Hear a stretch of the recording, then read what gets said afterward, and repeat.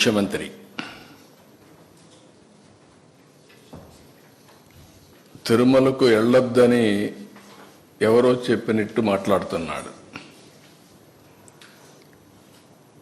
వెంకటేశ్వర స్వామి మీద భక్తుండే ఏ భక్తుడైనా సరే వెంకటేశ్వర స్వామి దగ్గరికి పోయే అవకాశాలు ఉన్నాయి.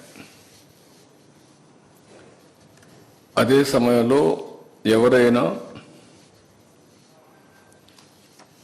వేరే మతాలకు సంబంధించిన వ్యక్తులుంటే అక్కడ కొన్ని సాంప్రదాయాలు ఉన్నాయి. ఆ సాంప్రదాయాల్ని గౌరవించాలి.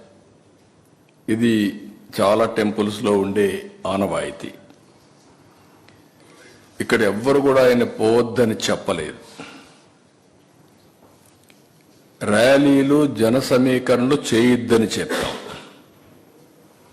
ఇటీవల తిరుమల తిరుపతి దేవస్థానంలో జరిగినటువంటి పరిణామాల వల్ల భక్తుల మనోభావాలు దెబ్బతిన్నాయి. ఎప్పుడైతే భక్తుల మనోభావాలు దెబ్బతిన్నాయో భక్తులందరూ కూడా ఆందోళనలో ఉన్నారు. ఆందోళన ఉన్నప్పుడు భక్తులందరూ కలిసి ఒక పక్క ఆర్గనైజేషన్ చేసి రాజకీయ పార్టీ ఈయన పోయినప్పుడు కొన్ని వేల మందిని మేము కూడా మొబిలైజ్ చేస్తామని లోకల్గా ఇన్ఫర్మేషన్ ఇచ్చారు. ఆటోమేటిక్గా ఎలాంటి అవాంఛనీయ సంఘటనలు జరగకూడదనే ఉద్దేశంతో అక్కడ యాక్ట్ ఆఫ్ 30 అంటే 10 మంది గుమ్ముకూడకూడదని తీసుకొచ్చారు. అయితే ఇప్పుడు ఆయన మాట్లాడేది చూస్తే ఆయనకి ఏ సాకులు ఉన్నాయో నాకు తెలియదు పోకుండా ఉండడానికి. కానీ ఆయన ఏదో నిలిపేశారు, నోటీస్ ఇచ్చారని మాట్లాడుతున్నారు. కానీ షో ఎనీ నోటీస్? నేను స్ట్రైట్గా అడుగుతాను, నీకు నోటీసులు ఏమైనా ఇచ్చారా? నిన్ను వెళ్ళవద్దని ఎవరన్నా చెప్పారా? ఇస్తే చూపేయండి మీడియాకి.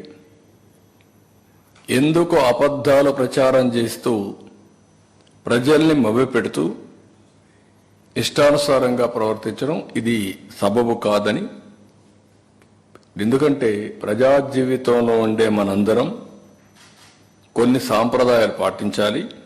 అందుకే నేను దీన్ని చాలా స్పష్టంగా అడుగుతున్నాను.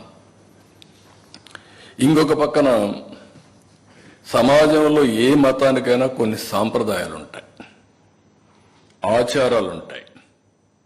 ఎవరైనా సరే అక్కడికి పోవాలంటే గౌరవించి తీరవలసిందే.